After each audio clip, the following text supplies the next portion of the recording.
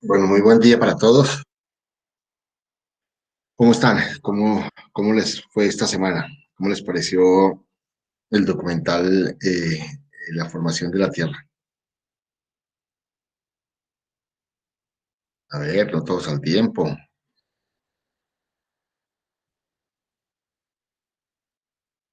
Profe, muy bueno, pues porque uno no se cansa pues, de imaginar tantos sucesos que tienen que pasar para la formación de la misma. Ok, Nicolás, eso es cierto.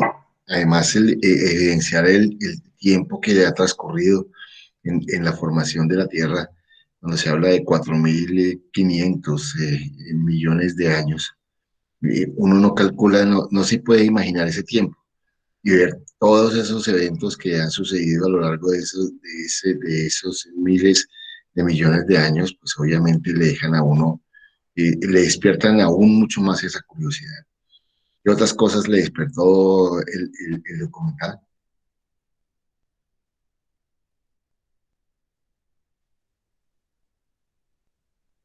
¿Se imaginaban que lo de la lluvia de meteoritos con la traída de elementos? ¿Alguno? Hoy sí, profe, eso me sorprendió mucho, la verdad. Pues como el agua y que debido a que caían tantos, pues fue como que se fueron creando los mares y esas cosas.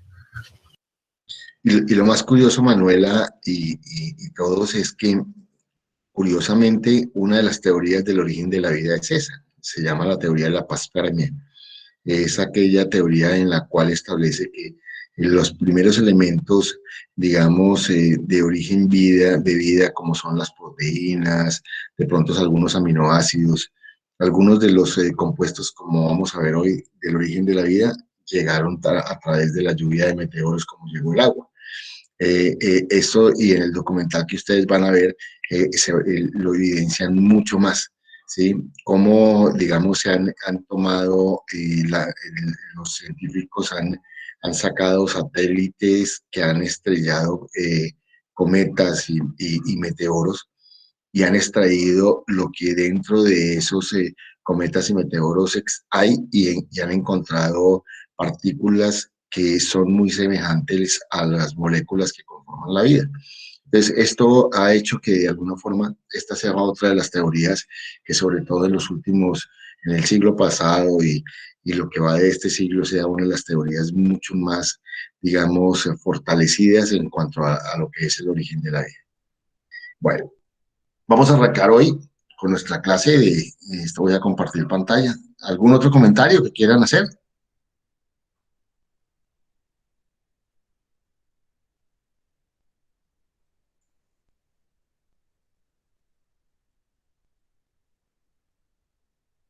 Bueno, ¿ven ahí la pantalla? Sí, Sí, profe. profe.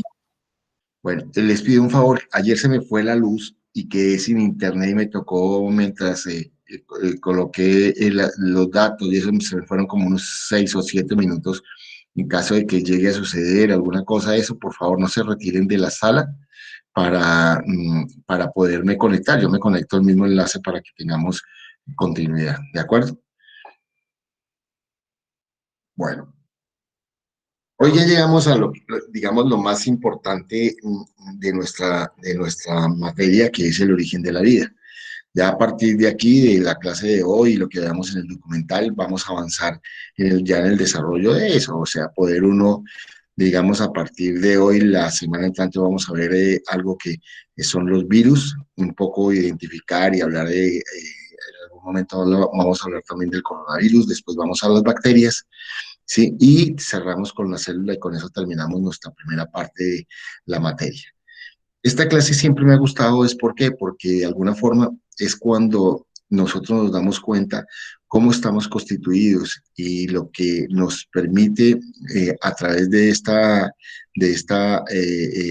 clase o este tema es poder evidenciar que nosotros somos materia pura, esa materia que nos ha permitido de alguna forma encontrar elementos que han conllevado a la vida de todos los seres vivos y que de alguna forma hemos tenido algo en común entre todos, o sea, lo que son cada una de las moléculas que conforman los seres vivos, llámese animal, vegetal, y que a partir de allí siempre tenemos los mismos compuestos o elementos que han conllevado a que se haya originado la vida. Entonces, un poco lo que hoy vamos a ver es eso, es cómo se formó la primera, los compuestos que originaron el primer compuesto, el primer elemento común de vida, ¿sí? Que llamémoslo un microorganismo, llamémoslo como lo quieran ustedes llamar, son los que originó y es el elemento común para todos los seres vivos. Bueno, pues ya terminamos un poco con esta clase, lo que habíamos comenzado hace 2 clases anteriores. O sea, vimos el origen del universo, vimos la teoría del Big Bang, nos centramos un poco en el primer segundo para mirar cómo se originó eso, de ahí surgieron las 4 fuerzas que nos permitieron dar el origen a prácticamente todo. Pasamos de ahí a lo que fue el origen de la Tierra, vimos cómo de alguna forma esos 4.500 millones de años dieron origen a lo que hoy tenemos. Y hoy vamos a ver el origen de la vida y digamos cómo a partir de allí podemos ver cómo se ha evolucionado y se ha venido formando cada uno de los seres vivos que hoy se encuentran en el planeta. Si miramos un poco las teorías, encontramos en la última, en el origen de la vida, digamos, 4 posibles teorías que son las que normalmente más se han venido desarrollando a lo largo de la historia de la humanidad. Pero paralelo a ello, hay algo que definitivamente ha conllevado un análisis y es todo lo que son el desarrollo de las eras geológicas, o sea, la evolución del planeta. Entonces, digamos, cómo a partir de la evolución del planeta y el origen de la vida, se ha evidenciado que allí es donde ha jugado un papel fundamental todos los elementos que conformaron la vida. Entonces, a lo largo de esas eras geológicas, llámela paleozoica, mesozoica y cenozoica, toda la evolución que ha tenido el planeta jugó un papel fundamental, los elementos que permitieron el origen de la vida.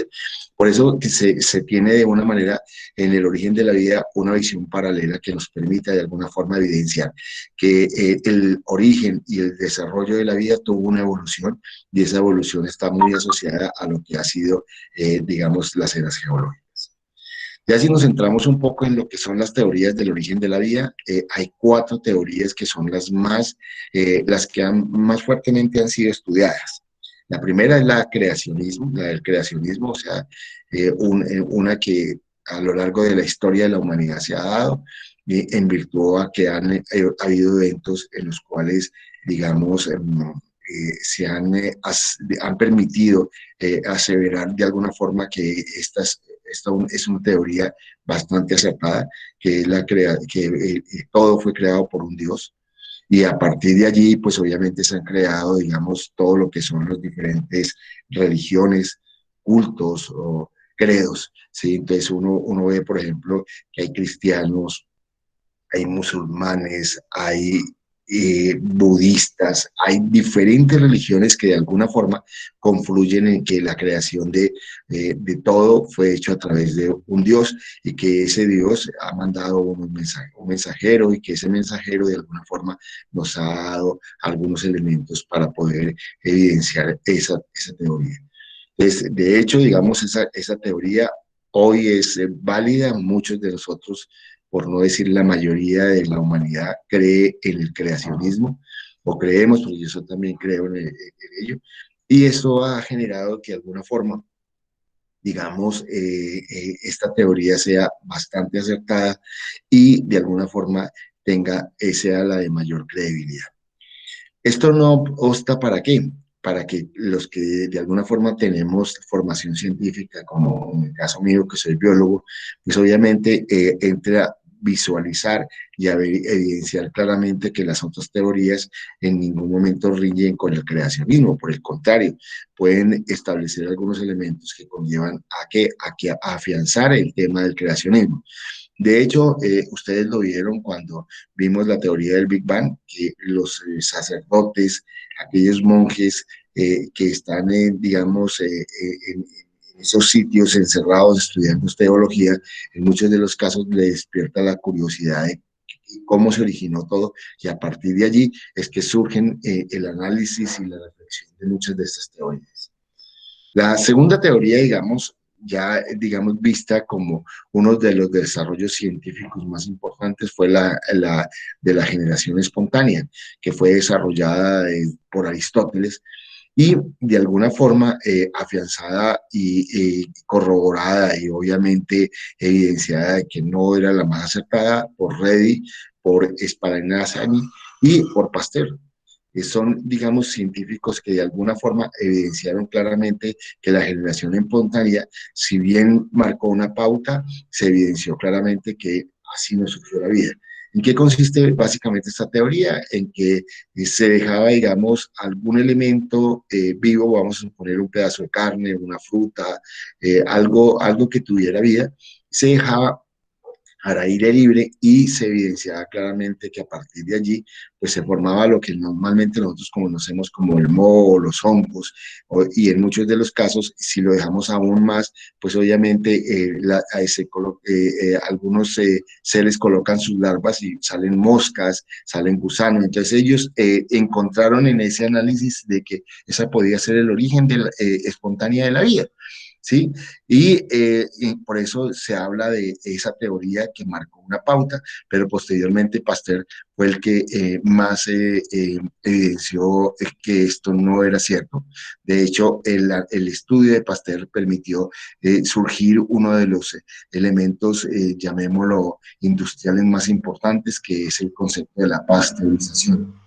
Poder modificar temperaturas, o sea, llevar a temperaturas altas y después bajar a temperaturas frías para que los microorganismos, tanto que digamos viven en temperaturas altas, eh, eh, cuando se baja a temperaturas frías desaparecieran y al contrario, los que viven en temperaturas frías cuando se sube de temperatura también mueran. Y esto conlleva a que de alguna forma muchos de los alimentos que hoy consumimos tengan que pasar por un proceso de pasteurización para pues obviamente garantizarle que no estén contaminados. Entonces, digamos, en términos prácticos, esta teoría de la generación espontánea pues marcó una pauta, generó, digamos, un análisis, de alguna forma pues permitió evidenciar digamos, elementos que conllevaron a que esta búsqueda del origen de la vida, pues obviamente haya planteado esa opción.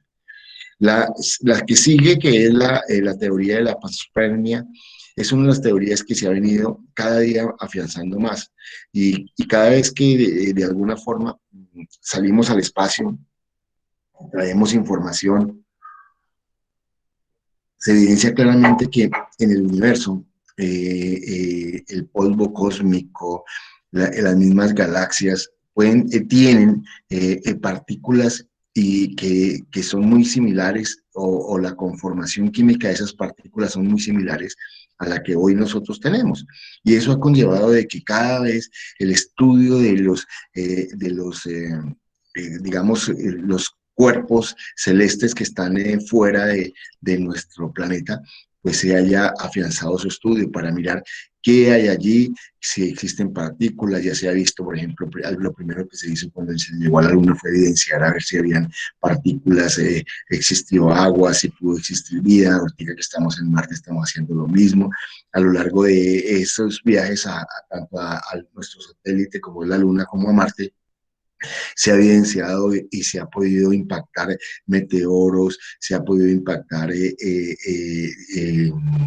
digamos, diferentes cuerpos celestes, y a partir de allí ver qué tienen dentro, y se ha podido observar que en muchos de esos, pues obviamente se encuentran partículas muy similares a las que los organismos vivos y en la Tierra hoy existen. Entonces, esto ha afianzado de que la panspermia sea una de las teorías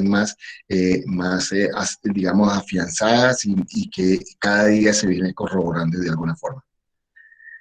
Esta teoría, si la quieren plantear, fue desarrollada por Arrhenius, quien fue un científico que de alguna forma, él era astrólogo, y esa astrología le permitió de alguna forma empezar a preguntarse muchas de estas cosas y desarrollar los primeros planteamientos de esta teoría. La otra es la que de alguna forma se ha venido trabajando más a lo largo de la historia de la humanidad, que es la fisicoquímica. ¿Qué es eso? Es ver las fuerzas energéticas y obviamente la materia en la constitución de los seres vivos. Entonces, hemos tratado de empezar a buscar la forma de hacer moléculas de vida en laboratorio. Es tratar de que de alguna forma conllevara esos orígenes del universo, a esas temperaturas, a esas situaciones que a lo largo de la historia de nuestro planeta sucedieron, y con base en ello mirar a ver si se puede formar vida. Se ha intentado, se ha llevado a conformar algunas moléculas muy similares, pero pues obviamente no ha sido posible, por lo menos hasta este momento, poder conformar vida en laboratorio. Entonces, digamos, hoy por hoy, estas cuatro teorías son en esencia las que más se han venido desarrollando y algunas de ellas tienen mucha mayor aceptación que otras. Si miramos la última, la de fisicoquímica, recordarán que uno de los grandes, digamos, de los grandes científicos que dio, digamos, trabajo esto fue Oparin, ¿sí? Y Alexander Oparin lo que hizo fue sacar un libro que se llama El origen de las especies, ¿sí? Y ese libro del origen de las especies marcó una pauta de lo que fue el comienzo de esta teoría físico-química del origen de la vida. Posteriormente, Haldane lo que hizo fue desarrollar eso y más adelante Muller y Urey han venido desarrollando. Y después de ellos, cientos de científicos han venido trabajando en esto de lo que es la teoría físico-química.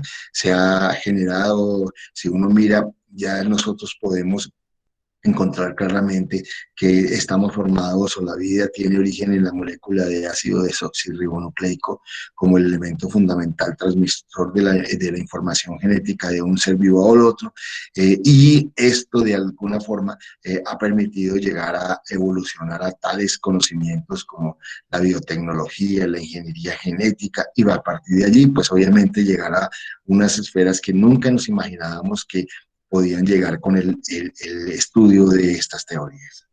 ¿Hasta ahí es claro o hay alguna pregunta? No, profe, todo claro hasta ahora. Ok.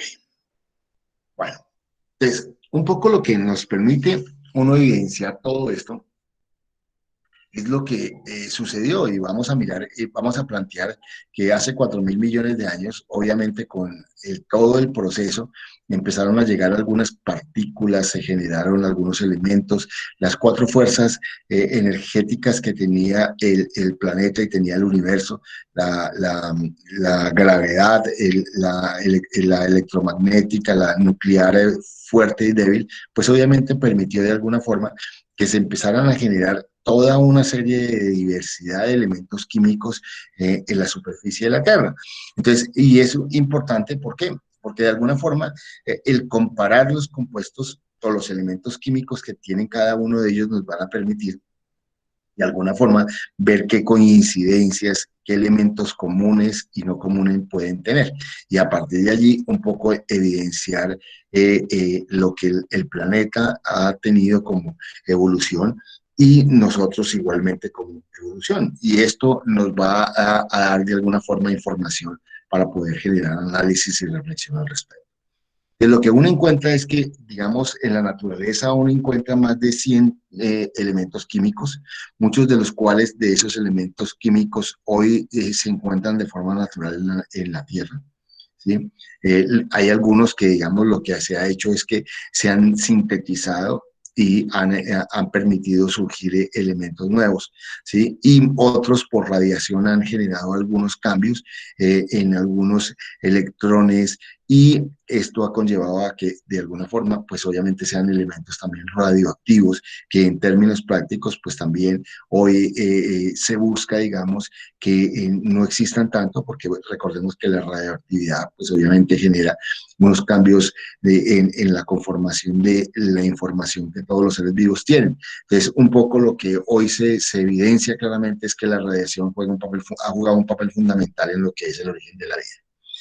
Hay 27 elementos que son esenciales y de los cuales esos 27, 16 pueden ser comunes en todos los tres elementos, lo que es la tierra, la parte de la corteza terrestre, o sea, la parte sólida que veíamos, y los seres vivos. Entonces, si empezamos aquí por el lado izquierdo, encontramos que la tierra, su mayor componente es el hierro.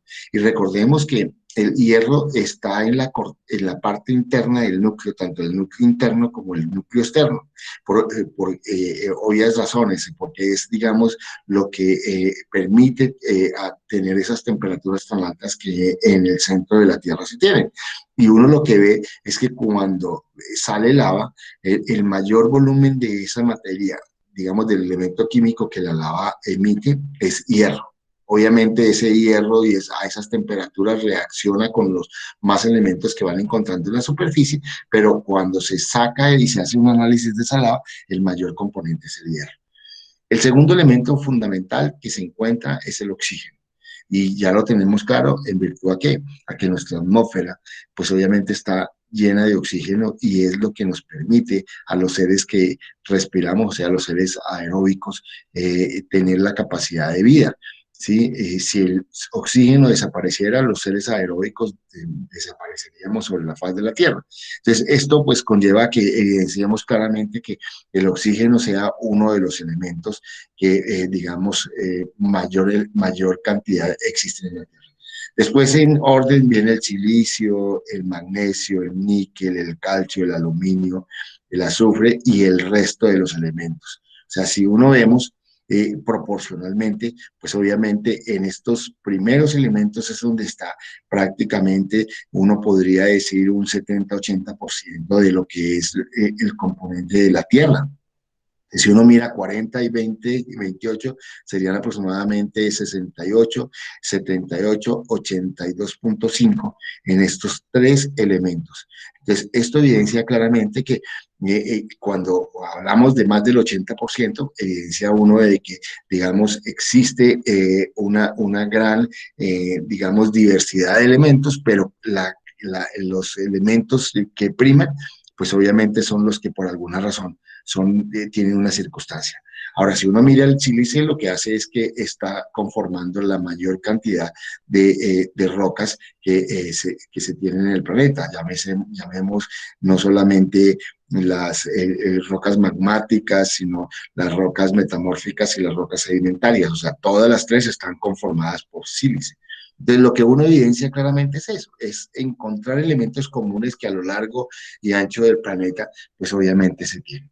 Si vamos a la corteza, o sea, solamente la parte sólida, quitamos el oxígeno que podría pensarse, digamos, perdón, si quitamos el núcleo, que es lo que en términos prácticos, pues obviamente tiene la mayor cantidad de hierro, y nos vamos a donde se encuentra digamos, los seres vivos, o sea, la biota todos los seres vivos, pues obviamente encontramos que el mayor componente, ¿qué es? Es el oxígeno, ¿sí? Y seguido del silicio, que es lo que conforma las rocas, y a partir de allí, pues obviamente se vienen en menor cantidad el hierro, el calcio, el sodio, el potasio, el magnesio y el resto de los elementos dados. Y evidenciamos claramente, como lo mostrábamos anteriormente, que en estos dos elementos, que es el oxígeno y el silicio, pues obviamente se encuentra más del 75% de lo que es la conformación de la corteza terrestre. A partir de allí está el aluminio y el hierro, que en muchos de los casos, pues obviamente conllevan la formación de lo que son los elementos rocosos. ¿Sí? Y si le aumentamos el calcio, pues los elementos calcáreos, además que existen, como son en muchos de los casos, por ejemplo, los arrecifes coralinos, que tienen demasiado calcio y pues hacen, digamos, la formación de esos elementos. Entonces, esto evidencia claramente cómo los elementos químicos son fundamentales para ello. Ya si nos vamos a la vida, digamos, a lo que son los seres vivos, pues obviamente encontramos básicamente cuatro elementos que son los elementos que conforman, digamos, son causantes de la conformación de la vida, que son el oxígeno, el carbono, el hidrógeno y el nitrógeno. Si miramos en términos prácticos, estamos hablando de que son más de, mire, 60, 70, 88, 93, 96% estos cuatro elementos en lo que son los seres vivos. O sea, más del 90% conforman esos elementos. Esa molécula que muchos la llaman chon, que unen las letras para que de muchas formas se recuerde uno, carbono, hidrógeno, oxígeno y nitrógeno, son los causantes de lo que hoy, en términos prácticos, en nuestro planeta dieron origen a la vida. A partir de allí vamos a encontrar otros elementos que se llaman elementos principales o oligoelementos, que son los que de alguna forma han ayudado, pero en menor cantidad. Pero estos cuatro elementos fueron los elementos fundamentales para formar todo lo que son las partículas que dieron origen a la vida. ¿Hasta ahí es claro? Sí, profe. Sí, profe. Ok, sigamos. Para todos es común ver esto.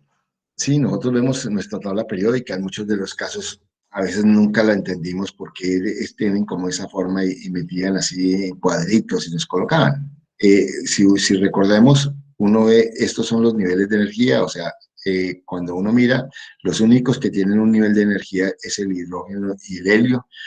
Dos niveles de energía, o sea, tiene dos órbitas, el litio, el berilio, el boro, carbono, nitrógeno, oxígeno, hierro y neón. Son elementos que de alguna forma tienen dos, y así sucesivamente, 3 órbitas, 4, 5, 6, 7, son elementos ya demasiado complejos. Pero si lo miramos en términos prácticos, lo que uno encuentra es que hay tres grupos de elementos que son los que permiten la conformación de la vida. Los primeros, los que se conocen como bioelementos principales, que son más del 97%, o sea, están chon, que son carbono, hidrógeno, oxígeno y nitrógeno, pero se le aumenta el fósforo y el azufre, ¿sí? Ese da el 97%. Los otros elementos, que son los bioelementos secundarios, que están el litio, el boro, todos estos que están aquí de verde, y los oligoelementos, que son, digamos, elementos que de alguna forma han permitido la conformación de cada uno de esos elementos, que en la práctica pues van a contribuir a la formación de lo que son los seres vivos. Entonces, ya tenemos bioelementos primarios rojos, bioelementos secundarios, perdón, aquí son el sodio, el magnesio, el potasio y el calcio, y el cloro, y los oligoelementos, que son estos que están en verde. Me equivoqué cuando lo dije, entonces nuevamente reitero: los rojos primarios, secundarios naranjas o amarillos, y oligoelementos los verdes. ¿Hasta ahí es claro? ¿Aló? ¿Cuáles son los primarios, profe? Los primarios son los rojos, Ah, ya. Gracias. los naranja o amarillos, como los vean aquí, son los secundarios, y los verdes son los oligoelementos. ¿De acuerdo? Entonces uno, por ejemplo, uno ve que hay muchas reacciones de cloruro de sodio, por lo más general. Entonces, obviamente el sodio, el potasio y el magnesio ayudan a lo que son los movimientos musculares. Entonces, estos elementos juegan un papel muy importante en lo que son la vida, como ya lo vamos a ver. Entonces, arrancamos con los bioelementos o elementos principales, que son chon, que son el carbono, el hidrógeno, el oxígeno y el nitrógeno, y dos elementos fundamentales, el fósforo y el azufre, ¿sí?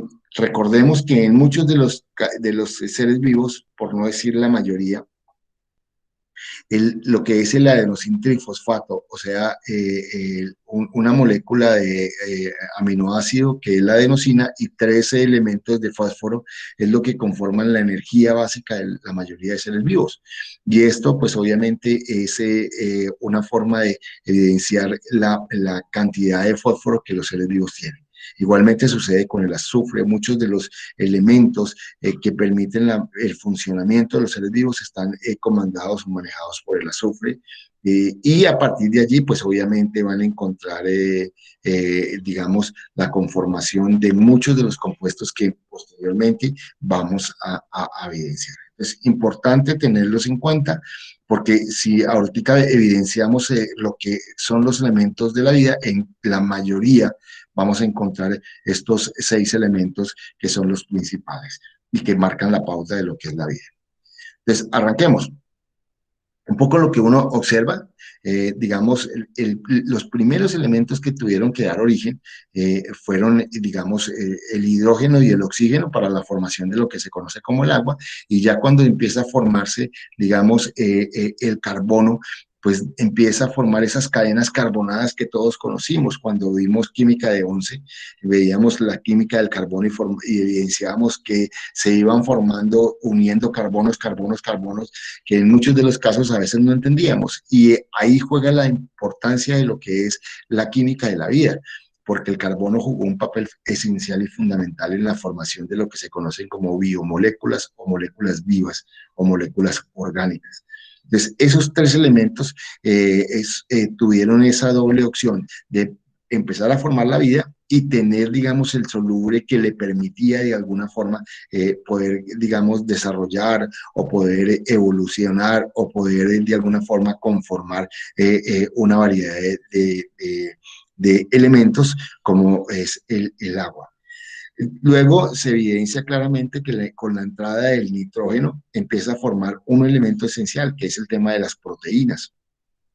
Las proteínas juegan un papel fundamental en virtud a que digamos, si bien es cierto, la conformación de esos 4 elementos, el chon, conforman lo que son la base esencial de las proteínas, que son los aminoácidos. La unión de aminoácidos empezó a formar lo que comúnmente se denominan proteínas primarias, secundarias, terciarias y cuaternarias, que son proteínas muy grandes, y esto empezó a conformar muchos de los tejidos vivos que conforman lo que hoy conocemos como digamos, llamémoslo órganos de los seres vivos. Entonces, por ejemplo, nuestra musculatura, nosotros tenemos una base que es nuestro esqueleto, que generalmente es de carbonato de calcio, pero estamos recubiertos por un tejido que es el muscular, y en el muscular está todo lo que son esas proteínas que en la práctica, pues obviamente son los que permiten generar movimiento, generar, digamos, muchas de las funciones que hacemos.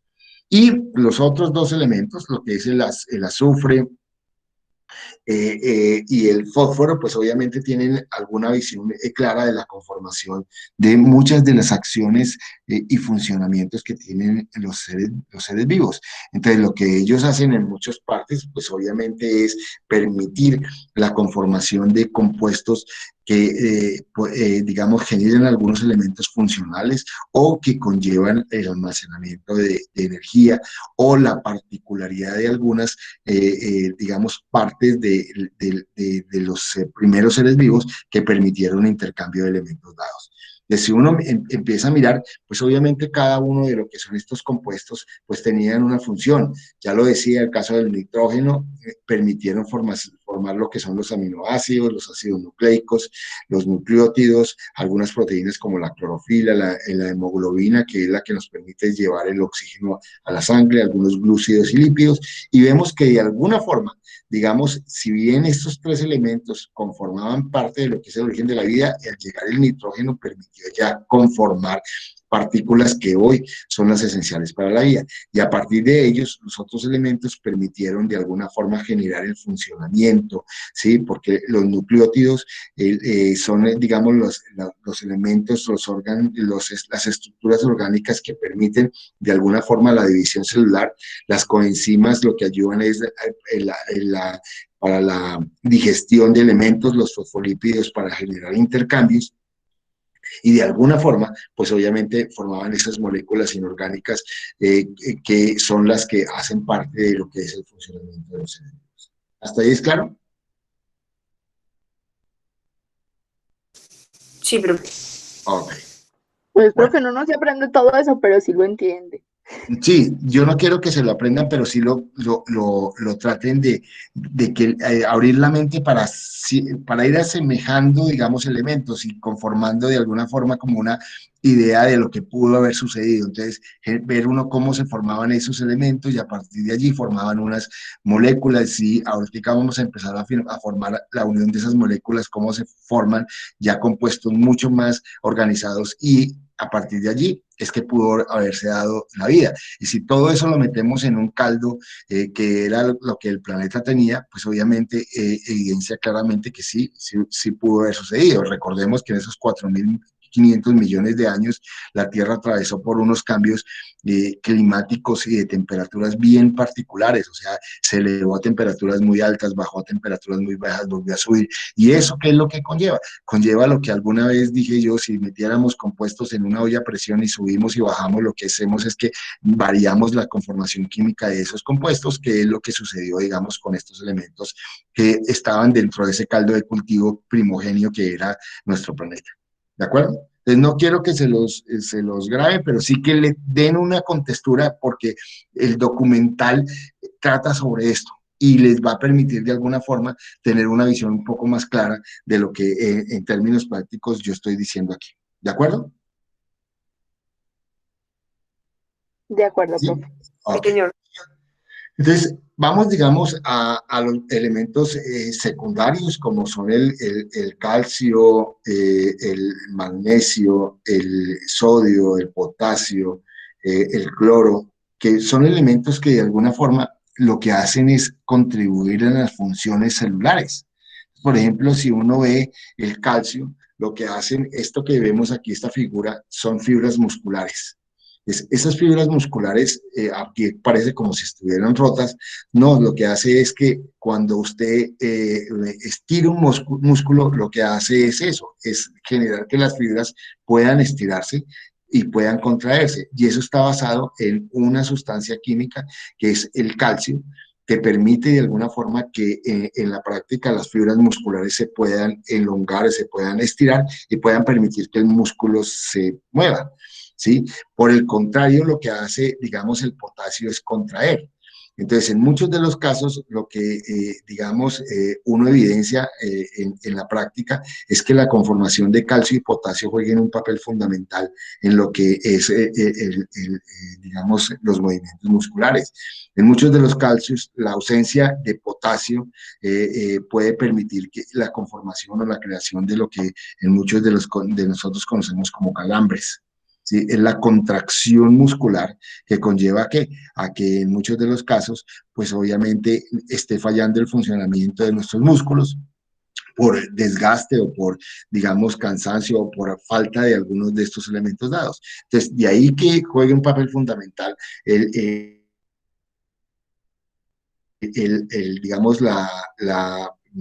la existencia de esos elementos secundarios en lo que son los seres vivos. Igual sucede, por ejemplo, en los estomas. Los estomas, si ustedes recuerdan, son esas células que permiten el intercambio gaseoso de las plantas. Entonces, lo que hacen estos dos, tanto el calcio como el potasio, es permitir que el estómago abra y se cierre, se abre y se cierre para generar los intercambios gaseosos en términos prácticos en lo que son las plantas. Esto genera, digamos, de alguna forma que estos elementos, tanto el potasio como el calcio, jueguen un papel fundamental en todo lo que son las estructuras vivas.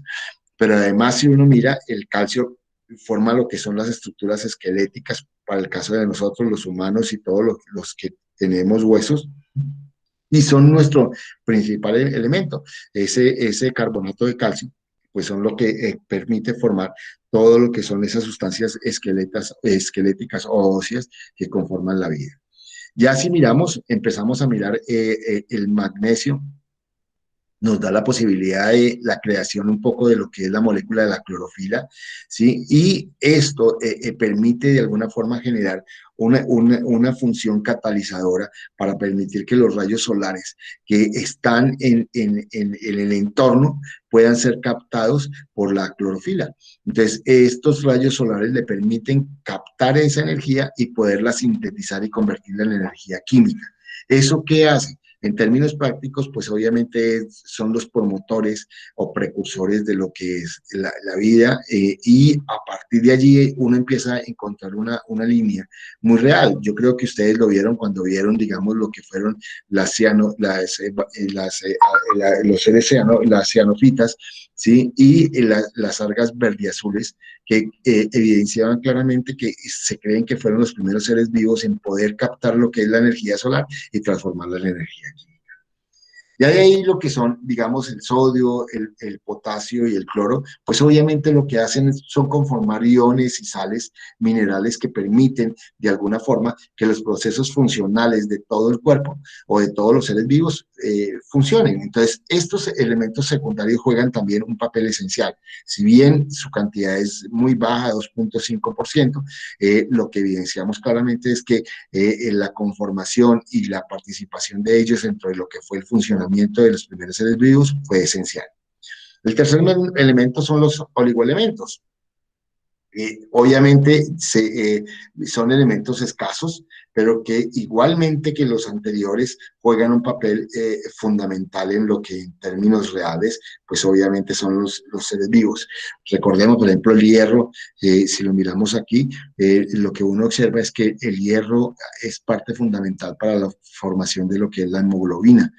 En muchos de los casos, la ausencia de hemoglobina genera la anemia, y muchos de los que hacemos es tratar de consumir alimentos que tengan hierro para contrarrestar esto. Y así, si lo miramos desde el punto de vista práctico, cada uno de estos elementos que vemos acá, pues obviamente juegan un papel fundamental en lo que es en los procesos de formación y los procesos de funcionamiento de los seres vivos. Entonces, hoy por hoy lo que vemos es que todos esos tres grupos de elementos, los llamemos los elementos primarios, secundarios y oligoelementos, permiten la conformación de lo que hoy se conocen como biomoléculas. Recordemos que una molécula es la conformación o la unión de más de un átomo. Todos recordamos que la molécula que más nos enseñaron en términos prácticos es la molécula del agua, conformado por 3 átomos, 2 de hidrógeno y 1 de oxígeno. Y a partir de allí, por ejemplo, cuando veíamos en química orgánica, pues veíamos las moléculas del metano conformado por un carbono y 4 hidrógenos, y veíamos eso. Y cuando nos querían mostrar en la química lo que era la molécula de un elemento puro, generalmente, por ejemplo, formaban lo que era el H2 o el carbono molecular, y así sucesivamente los iban mostrando. Para entender un poco lo que son esas biomoléculas, o sea, moléculas de los seres vivos, evidenciamos que existen 2 tipos de biomoléculas. Las biomoléculas inorgánicas, o sea, que no tienen vida, pero que fueron fundamentales en el origen de la vida, y las biomoléculas orgánicas. Las biomoléculas inorgánicas son las denominadas como el agua, las sales minerales, los gases, y las biomoléculas orgánicas son los glúcidos, o sea, azúcares, lípidos, proteínas, ácidos nucleicos y otros. Cada uno de ellos obviamente conforman muchos de los elementos dados. Si vemos en la mayoría de seres vivos, la mayor cantidad es el agua, seguido de las proteínas, esto conforma más del 85%, y lo que son los ácidos nucleicos. Y estos nos van a dar un poco el origen de la vida. Aquí está un poco establecido, más el 70% de agua, el 30% de químicos, pero si miramos dentro de esos químicos, las proteínas juegan un papel fundamental, y los ácidos nucleicos. O sea, ahí es donde está lo que es la conformación de lo que es la vida. Para todos es evidente que el agua es el elemento fundamental de la vida. Nosotros somos seres de agua, o sea, tenemos más del 70% de agua, y esto lo evidencia en animales, en vegetales, en lo que son los diferentes órganos de cada uno de los diferentes seres vivos, ¿sí? La cantidad de agua por tejido, entonces si uno mira, pues obviamente el líquido cefalorraquídeo, que es la que lleva los impulsos nerviosos, son los que mayor cantidad de agua tienen. ¿Y por qué tienen la mayor cantidad de agua? Por una sencilla razón, porque recordemos que los impulsos nerviosos son impulsos digamos, son impulsos eléctricos, y ese impulso eléctrico en el agua fluye mucho más rápido, o sea, la velocidad de la energía en el agua, como es conductora de energía, pues hace que llegue más rápido, y eso conlleva que de cualquier parte del cuerpo, pues se transmita ese impulso nervioso que es energía, y llegue al cerebro tan rápido que permita que la respuesta sea instantánea. Y si va mirando uno en el plasma, en los glóbulos, en los diferentes tejidos, pues obviamente son tejidos que conllevan mayor cantidad de agua. Aquí el que tiene menos es la dentina, o sea, la que conforma los dientes, y en muchos de los casos a veces los huesos y los tejidos adiposos que son grasos, que obviamente recordemos que el aceite y el agua no son compatibles, y entonces hay menor cantidad de agua. Pero en términos generales, todos nuestros tejidos tienen mucha cantidad de agua. Obviamente uno lo que hace es el contenido del agua disminuye por la edad. Cada vez que va transcurriendo la edad, la cantidad de agua que tienen los seres es menor, y esto conlleva a que al desgaste, digamos, a que se desgasten mucho de lo que es los tejidos, y un elemento grave es que ya no se reemplacen con mucha facilidad. Es importante, por ejemplo, lo que se recomienda es que con las edades avanzadas uno se hidrate permanentemente de menor forma, de mayor forma, porque pues obviamente si no genera mayores problemas. Bueno, aquí vemos la partícula del agua, vamos a mirarlo aquí en esta gráfica. Tiene 4 elementos que son fundamentales, y ya entrando uno a ver lo que son esas biomoléculas inorgánicas. Cumplen 4 funciones básicas: regulación de temperatura. Esto es lo que hace que nuestro cuerpo tenga 35, 36 grados centígrados, capacidad de disolver, o sea, disuelve muchos de los compuestos que hay, una densidad en estado sólido, o sea que es que cuando se enfría se vuelve más denso, ¿sí? Mucho más pesado, y cohesión y tensión superficial. Entonces, lo que hace en términos prácticos la molécula de agua es permitir de alguna forma que muchos de los funciones de nuestro organismo se den, y se den por causa de ¿qué? De esa molécula de agua. Y esto pues obviamente es lo que ha permitido que de alguna forma el agua juegue un papel esencial dentro de lo que es nuestra vida, a tal punto que nosotros somos más del 70% de agua en nuestro organismo. Ya si entramos a lo que son las biomoléculas, llamémoslas orgánicas, son 4 fundamentalmente: los carbohidratos, los lípidos, las proteínas y los ácidos nucleicos, ¿sí? Cada uno de ellos juega un papel esencial, ¿sí? Ese papel esencial pues fue lo que permitió de alguna forma su evolución, conformar lo que son la vida. Si arrancamos por los carbohidratos, lo que vemos son esas grandes cadenas carbonatadas o digamos de carbono que conformaban, que estaban conformadas en muchos de los casos por carbono, hidrógeno, oxígeno y muchos elementos gas, y ahí empezábamos nosotros: metano, butano, propano, y así sucesivamente nos iban mostrando, digamos, que se formaba el benceno, y vimos todo eso que la química de 11 o química orgánica nos mostraba. Y esta, pues obviamente es lo que ha permitido que en términos prácticos estos carbohidratos hayan permitido conformar de alguna forma una de las moléculas más importantes en los seres vivos, porque si vemos los carbohidratos prácticamente en todos los seres vivos juegan un papel esencial. Y juegan un papel esencial por esa capacidad de conformar moléculas sencillas que se pueden de alguna forma formar en azúcares, y esos azúcares, recordemos que el azúcar es soluble en el agua. Entonces, esto permite de alguna forma permitir esa capacidad de disolver para poderse mezclar, o sea que los carbohidratos es una forma de almacenar materia que permite, una vez entre en contacto con el agua, disolverse, liberar lo que es el carbono, el hidrógeno y el oxígeno, y a partir de allí poder reaccionar con otros elementos, permitiendo que, digamos, haya sido el vehículo que ha facilitado de alguna forma la conformación de lo que son los demás compuestos o biomoléculas de los seres vivos.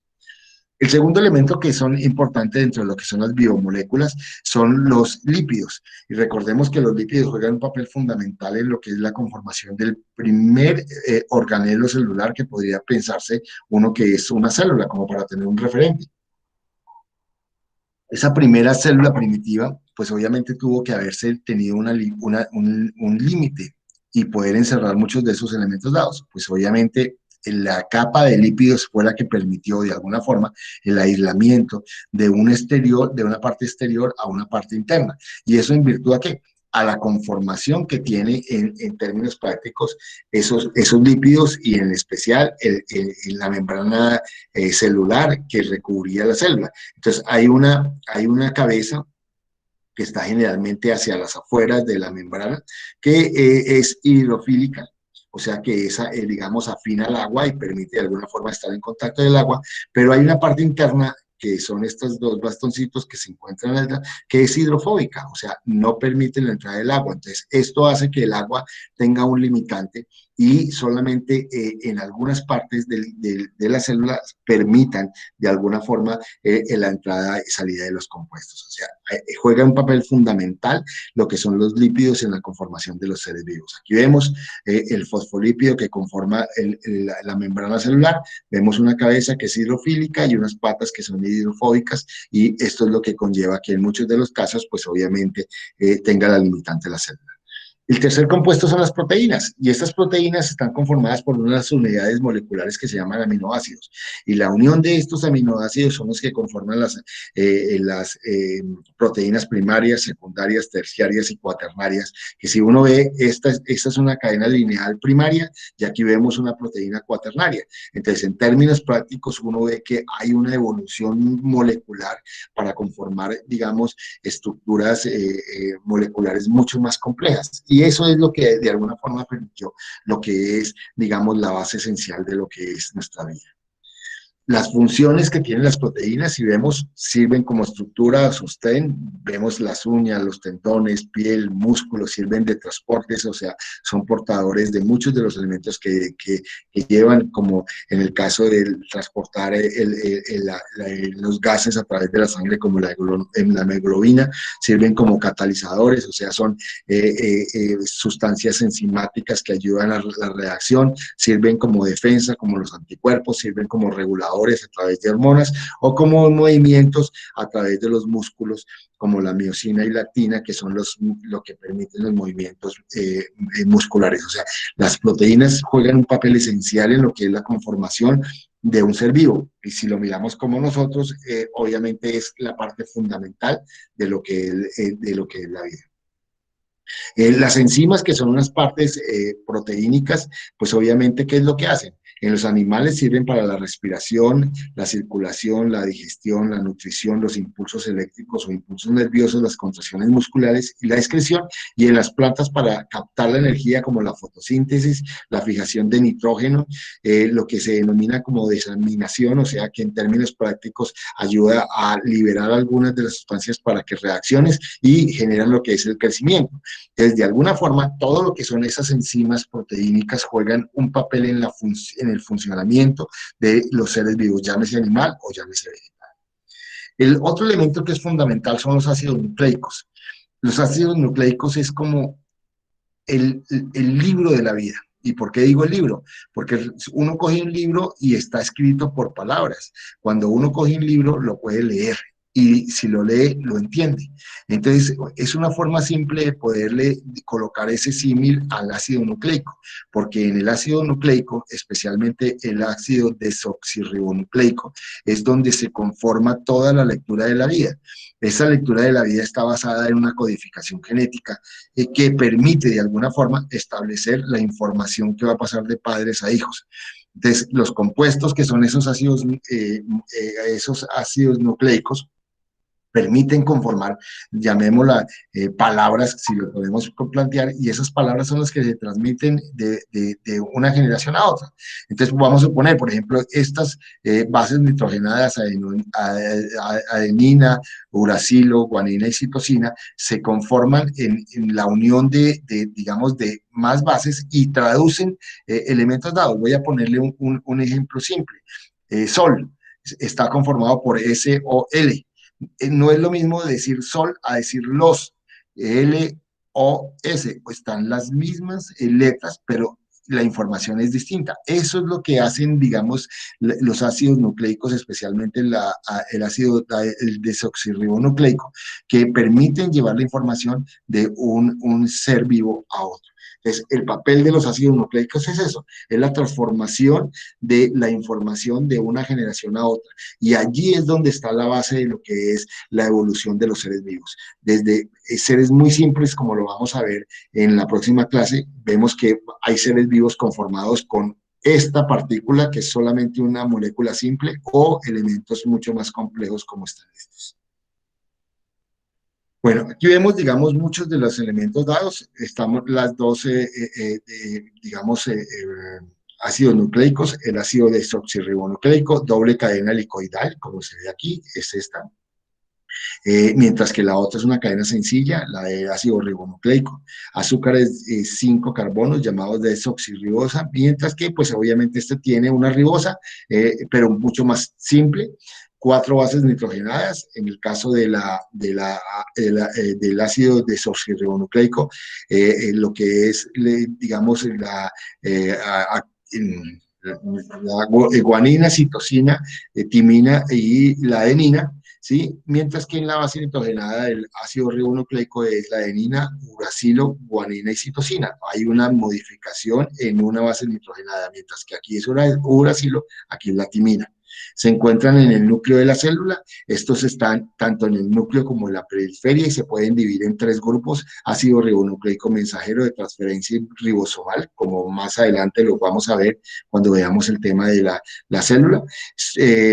No salen del núcleo, mientras que el ácido ribonucleico sí sale del núcleo y son los que ayudan a la conformación de las bases nitrogenadas. Bueno, si hiciéramos un resumen para que le quede, digamos, en la mente a ustedes, encontramos que todo el origen de la vida parte de unos elementos químicos que el universo nos lo proporcionó. Unos elementos primarios como son el chon, asociado al azufre y al fósforo, unos elementos secundarios que nos dan elementos para el funcionamiento, son los que permitieron el funcionamiento, y unos oligoelementos que también complementaron el funcionamiento. Todos esos elementos primarios, secundarios y oligoelementos conformaron lo que son las biomoléculas. Esas biomoléculas se dividen en 2 grupos: inorgánicas, como el agua, las sales simples y sales un poco más complejas, y estas permiten lo que es el funcionamiento de los compuestos orgánicos o seres vivos.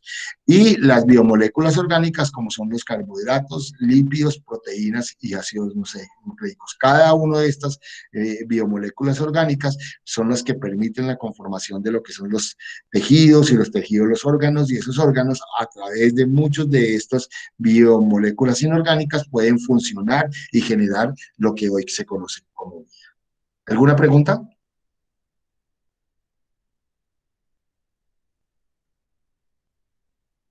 ¿Aló? No, profe, todo muy claro. Bueno, ¿qué es lo que vamos a hacer como actividad sincrónica? El documental que vamos a ver, El planeta y cómo surgió la vida, es un documental bien interesante, dura 45 minutos, está en este enlace. Si uno pica en este enlace, lo que hace es evidenciarlo. Vamos a mirarlo ahí. Es este. Sí, ahí ven ustedes lo que en términos prácticos, bueno, no voy a tener ahí, lo que en términos prácticos uno evidencia claramente que está el documental. Y la idea es seguir con lo que hemos venido haciendo, generando un audio y transcribiendo. Yo creo que de alguna forma esta forma de hacer ensayos nos ha facilitado, digamos, el ejercicio de escribir. ¿Cómo les pareció la clase de hoy? No, profe, pues todas han sido súper interesantes. Sí, profe, estuvo chévere la clase de hoy. Bueno, ¿cómo les parece la conformación? O sea, ¿encuentra uno algún grado más de sentido de cómo se va conformando y relacionando el Big Bang, la formación de la Tierra y el origen de la vida? ¿Encuentran ya un hilo conductor? Sí, profe, además que uno ve que es como muy de el azar, como que uno está aquí por culpa del azar y no porque alguien más, o pues por decirlo así, como que alguien inteligente lo hizo, sino como que pasó y ya. Sí, en términos generales, y eso es lo que los científicos están tratando de hacer. Ustedes lo van a ver ahorita en el documental, o lo van a ver mañana cuando lo vean. Se van a dar cuenta cómo los científicos han tratado de simular cosas. Por ejemplo, hay una científica, una bióloga de la NASA, que hace unos estudios en Bolivia. En Bolivia, en las partes más altas de los Andes, más de 4000, es la zona de irradiación más alta que tiene el planeta. Y evidencia claramente cómo al colocar, digamos, moléculas de ADN y dejarlas expuestas a la irradiación que llega a esa altura, modifica las moléculas de ADN. O sea, evidencia claramente cómo de alguna forma, digamos, la energía y la materia está en continua, digamos, cambios, ¿en virtud a qué? A esas situaciones físicas y químicas que suceden a lo largo y ancho de lo que hoy nosotros tenemos como naturaleza. Bueno, ¿qué otras cosas de preguntas?